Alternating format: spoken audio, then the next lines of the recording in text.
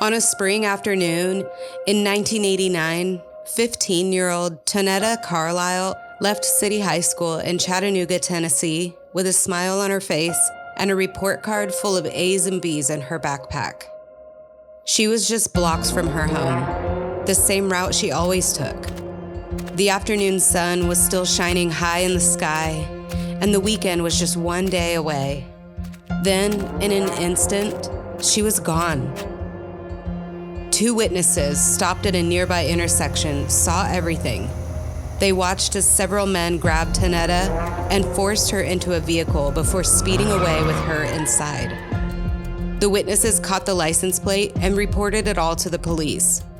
2 days later, the vehicle was found, but there was absolutely no sign of Tonetta. Now, more than 3 decades later, her family is still waiting for answers, still hoping that someone out there will finally come forward. This isn't a story that made national headlines, but it should have. Instead, it shattered a family and left a community searching for answers that still have not arrived. My name is Sarah Reed, and you're listening to Sequestered, Season 2, Case 1, The Disappearance of Tonetta Carlisle.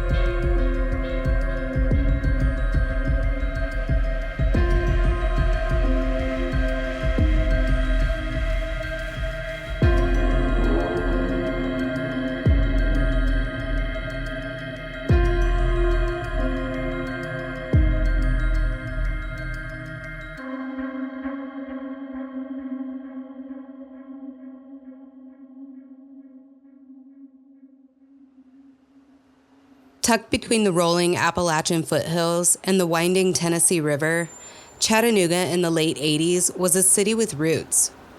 Neighbors waved as they drove by. Everyone knew each other's names. Downtown hadn't yet become the bustling, trendy hub that it is today. On our website, SEQUESTEREDPod.com, we've posted a photo of a fisherman sitting on the rocky banks of the Tennessee River. This photo was taken on March 7, 1989, just 9 days before Tonetta disappeared. According to the Chattanooga Free Times Press, that exact area would be completely transformed in the decades to come into a tourism, business, and park district anchored by the Tennessee Aquarium, which would open just 3 years later in 1992. In 1989, Chattanooga was quieter. The kind of place where people left their doors unlocked, and kids walked to school without thinking twice. There was pride in its factories, its football teams, and its churches. People worked hard, worshiped faithfully, and trusted that the world around them was safe. It was a time before cell phones, before Amber Alerts, and before every teenager had a digital footprint. But this picture doesn't represent the experience of all Chattanoogans at the time in 1989. While the civil rights movement had brought about significant legal changes by the 80s, Black communities, including those in Chattanooga, were still navigating a complex web of systemic inequities. In 1989, the aftershocks of segregation were still being felt. Laws had changed, but the structures around them hadn't caught up. The city's election system at the time made it nearly impossible for Black residents to gain meaningful representation in local government. Economic disparities were just as stark, with fewer job opportunities, chronically underfunded schools, and neighborhoods that were consistently overlooked and under-resourced. For many Black families in Chattanooga, daily life meant navigating these barriers while still pushing for progress that too often came slowly, if at all. This was the world that 15-year-old Tonetta Carlisle moved through every day. She was a freshman at City High School, and from all accounts, she was smart, outgoing, and funny. She loved writing poetry and listening to 80s hip-hop. Artists like Keith Sweat, Bobby Brown, and Janet Jackson were some of her favorites. Tonetta lived with her mom, Noni, and her older brother, Daryl, just about a mile from the school. And like a lot of kids that age, she was stepping into her own independence. You know that sweet spot between childhood and the freedom of being a teenager? I also grew up in the 80s, and it seemed like we were all free range back then. They were the days of roaming your neighborhood, hopping on your bike, and staying out until the streetlights buzzed on. Things felt simple, even if they weren't.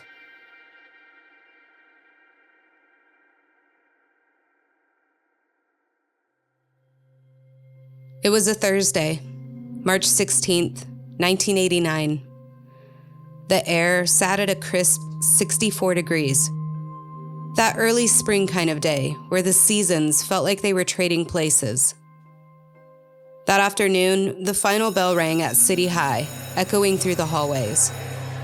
According to a comment on a Facebook post from Black and Missing Inc., Tonetta had just received her report card that day. All A's and B's. She and her friend left their class together, and as they walked down the hall, she showed him her grades. She seemed happy and proud of her hard work. Tonetta hugged her friends goodbye and started on her usual route home. It was about a 20-minute walk, one she knew by heart. Her route would have taken her down to Berkeley Street, which quickly merges into Dallas Road. From there, it's a straight shot to Hamilton Avenue, where she'd then take a left, crossing a busy intersection. Tonetta reaches the intersection and crosses, the final stretch before she's home. She walks along Hamilton Avenue, heading up the hill toward the 600 block where her family lived. On her left, Tonetta passes Ruth Street. Only a half a block left to go.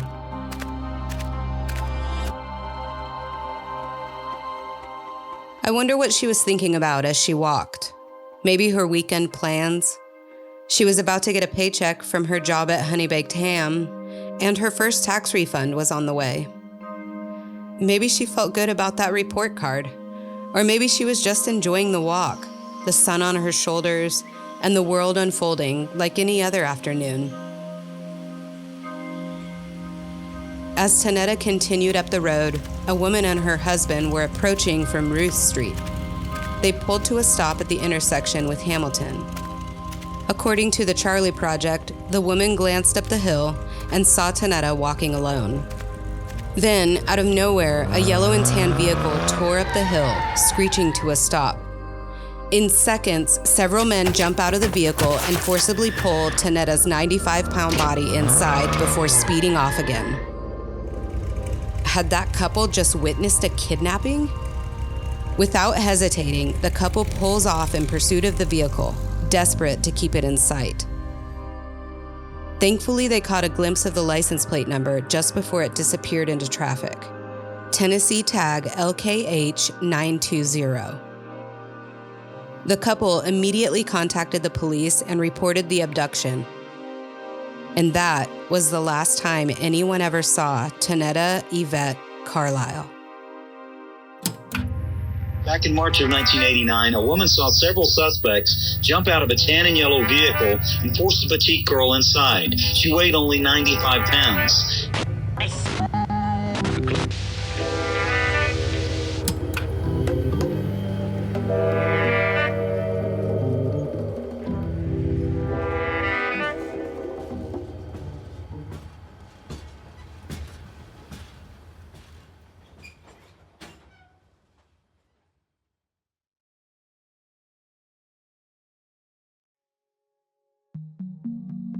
Noni came home after a long day at work.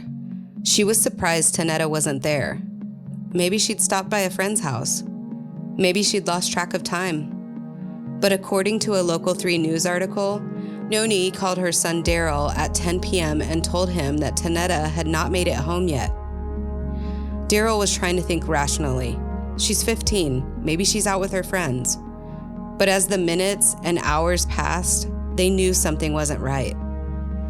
Noni and Daryl went out into the now cold March evening, retracing Tonetta's usual route, from home to school and back again. Block by block, they called her name, checking every logical space along the way. But there was no sign of her. By 11 p.m., now 8 hours after Tonetta's abduction, Noni was on the phone with the police, reporting her daughter missing, something she never imagined herself doing. Here's Tonetta's brother Daryl speaking in an interview with Local 3 News about that night. My mother called and said that Tonetta hadn't made it home yet. And so I looked at the time, it was going on, I remember, like it's yesterday. It was going on 10 o'clock. Well, I looked at Tonetta being 15, I said, maybe she's being a little rebellious, but that's not like her.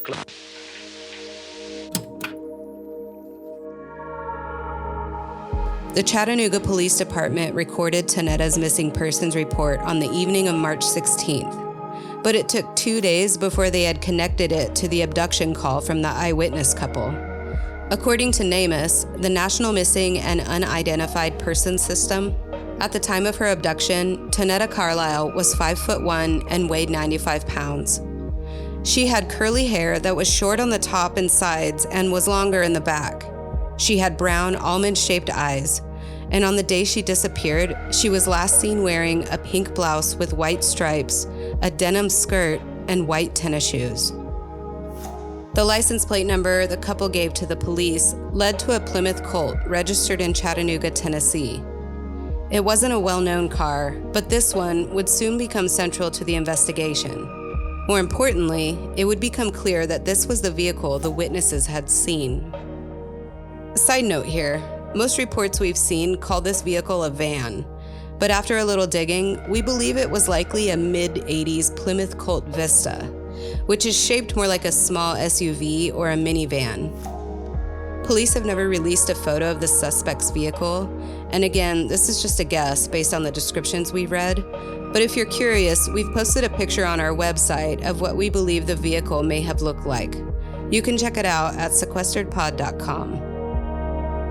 The Plymouth Colt led police to a man named Jeffrey Lamar Jones, a man who, as it turns out, was a convicted rapist, recently released after serving 8 years for an aggravated sexual assault charge. Here's a clip from WTVC News Channel 9. 18-year-old Tonetta Carlisle was abducted 24 years ago. In the days following, police and volunteers launched a massive search. At the time, Tonetta was a freshman at City High School and was walking home to Hamilton Avenue. Back in March of 1989, a woman saw several suspects jump out of a tan and yellow vehicle and force a petite girl inside. She weighed only 95 pounds. Now, that extensive search followed. The car came back to Jeffrey Jones, who had served 8 years for rape. Her body, or Tonetta herself, have never been found.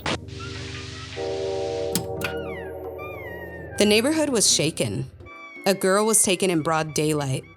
2 people had witnessed the abduction, police had a license plate, and a suspect's name. But there were still no answers to be had. People locked their doors. They started picking up their kids from school and forcing them to walk in groups. And Noni and Daryl, they were just left in limbo, trapped in the unknown. Their family home suddenly felt too quiet, and there was no sign of Tonetta anywhere.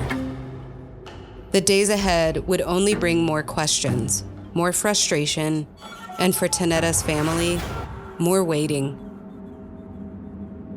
When Chattanooga police traced the license plate from the eyewitness report, it led them to a man named Jeffrey Lamar Jones. Jones was no stranger to law enforcement. Just 1 year earlier, he'd been released from prison after serving 8 years for rape and aggravated sexual assault, a conviction that involved both kidnapping and violence. Sources say Jones had also been accused of another sexual assault in January of 1989, just 2 months before Tonetta disappeared. Suffice it to say, Jones's criminal history was a red flag that should have been impossible to miss. But by 1988, he had served his prison sentence and was back in Chattanooga, living freely and blending into a city that had no idea what he was capable of. Now, a year after his release, he was tied to the disappearance of Tonetta Carlisle. On March 18, 1989, just 2 days after Tonetta Carlisle was abducted, the city mobilized. A large-scale search party was formed in an urgent attempt to bring her home. Roughly 300 people joined the effort, with law enforcement leading the charge. But it was the community that gave the search heart. Tonetta's friends, her family, and neighbors. Church groups, strangers, they all showed up, all hoping they can stumble on any sign of her. They combed through the underbrush of wooded areas and opened the doors of abandoned buildings, searching for any trace of the 15-year-old girl who had simply vanished on her walk home from school. The focus of the search was along the corridor between City High and Hamilton Avenue when a call came in about a yellow and tan Plymouth Colt, matching the van-like vehicle the witnesses had reported. Police arrived and discovered the vehicle parked on the 900 block of Glenwood Avenue. Inside, they found a man slumped over in the front seat, dead. It was the owner of the vehicle, Jeffrey Lamar Jones. Turns out, his death was self-inflicted and later ruled as carbon monoxide poisoning. To investigators, the scene looked like a confession without words. A convicted rapist found dead in the very vehicle used to abduct a missing girl? Case closed, right? But it wasn't, not even close, because there was still no sign of Tonetta. In 2021, WDEF News 12 revisited the case. Here's a clip of then District Attorney General Neil Pinkston talking about the case. This is such a sad situation for the family. At 15 years old, this young girl was abducted and put into a car. So many years later, what are you hoping to see, General Pinkston, from the community? Some tips, some information that might lead to some closure for this family? Some people who knew Tonetta, especially those that talked to her in the few days leading up to her disappearance, they can contact us. I think they may have some information that would help us. But also, the vehicle she was abducted into was traced back to an individual by the name of Jeffrey Jones. And if people knew him well, if they could reach out to us and talk about those days leading up to her abduction and disappearance. 2 days after the abduction, he was found about the 900 block of Glenwood. He had committed suicide. So that development's interesting in light of the fact that she was abducted in his vehicle 2 days prior. Jones's vehicle was processed for evidence in hopes of finding anything that could lead to Tonetta, but not a single hair was found, not a fingerprint, nothing. To this day, the car remains in police custody, silent, just like Jones. And here's something else we can't ignore. According to the eyewitnesses, there wasn't just one man present, there were several involved in this abduction. We don't know if Jones was the driver, we don't know if he was one of the men who jumped out and pulled Tonetta inside, or if he orchestrated the entire thing from the shadows. But what we do know is this: he didn't act alone. Whoever was with him that day, they're likely still out there, and the odds are someone knows exactly who they are. So the question becomes, if Jeffrey Jones ended his own life that day, did he take the truth with him? Or are the final pieces still out there, waiting to be found, waiting for someone to speak?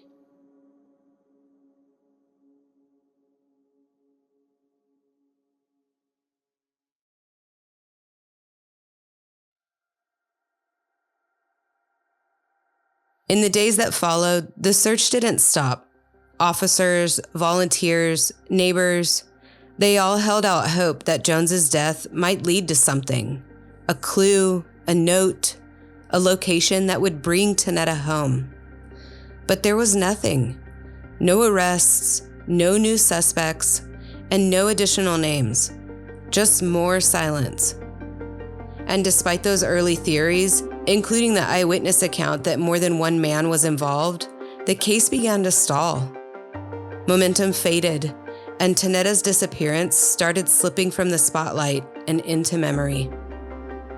Here's a news clip from 2019, reported by Kelly Curtin of WTVC News Channel 9. March 16th, 1989, Tonetta was walking home from here at Chattanooga High School. It was that day when she was last seen. I know she had to walk, up the hill, to get home. Nani Sturdivant is Tonetta Carlisle's mother. Daryl Stewart is her big brother. We were sitting around the table playing cards. I'll never forget that night. Pictures are all they have to remember her. She's silly. She and that runs in the family. She have a good sense of humor. She like to see people laugh. Her family is asking the DA's office to reopen the case. The focus on convicted rapist Jeffrey Jones. Officials say Jones killed himself 2 days after the little girl disappeared. The DA says in the years since, they've narrowed in on Jones, eliminating other scenarios, but without a body, Tonetta's case cannot be closed. That's why we're asking the public. Relationships have changed during the years. You've had to change your heart over the years, and you may have information that you've been holding back for several years. It's sad, it's real sad that someone can be that cold-hearted to steal a person, from another person. The hope someone will speak up. My mother may be gone, I may be gone, but one day it's gonna come. To finally solve this case.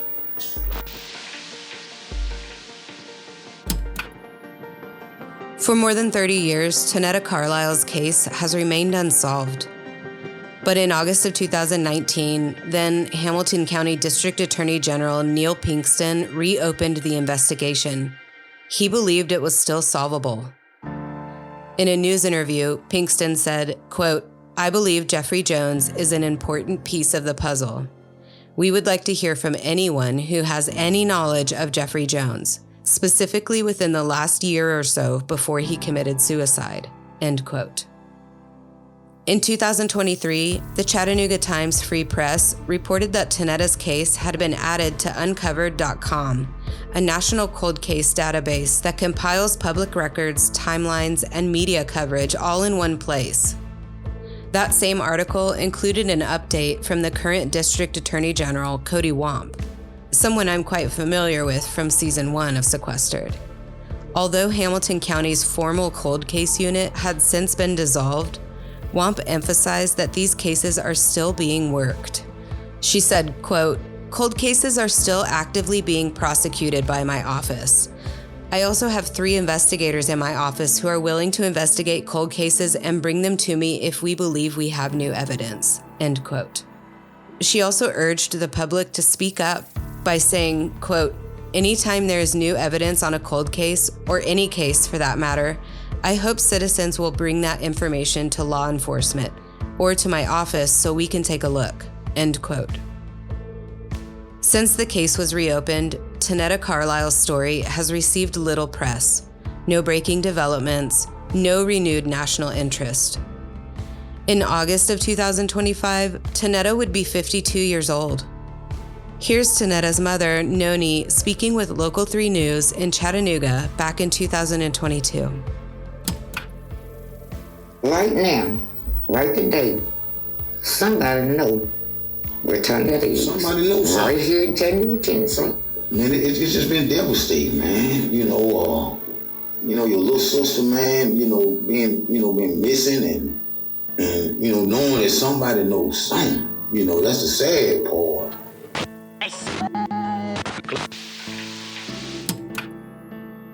This case doesn't end with one suspect. There's more to the story than Jeffrey Jones. He wasn't the only person involved, or if he was, the evidence never proved it. Police may have treated his death as the end, but in truth, it should have been the beginning of something deeper. Jones's identification marked the start of an investigation that never really happened. So the question still stands. Who was involved in the disappearance of Tonetta Carlisle? And why, after all these years, do we still not know?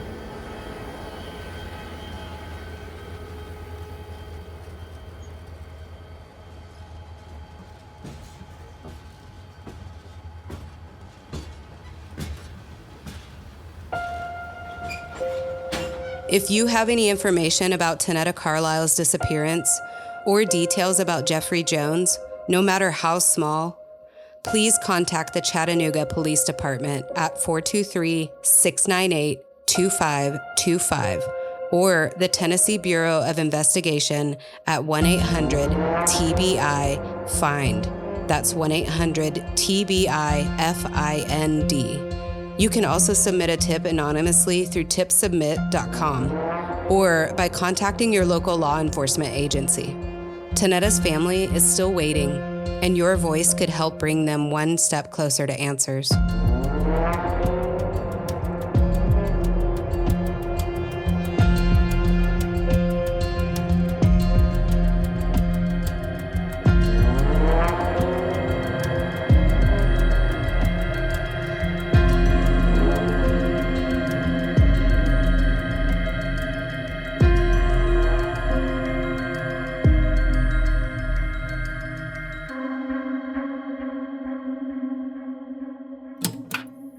Over the last 24 years, Noni has thought about her daughter every day, and she desperately wants some kind of closure. Now, the National Center for Missing and Exploited Children stays in touch with Noni Sturdivant. In fact, they've asked her for a photo of herself when she was about 40 years old. They want to use it in the continued search for Tonetta Carlisle. Now, her case and many others are featured in the missing persons section of our website, newschannel9.com.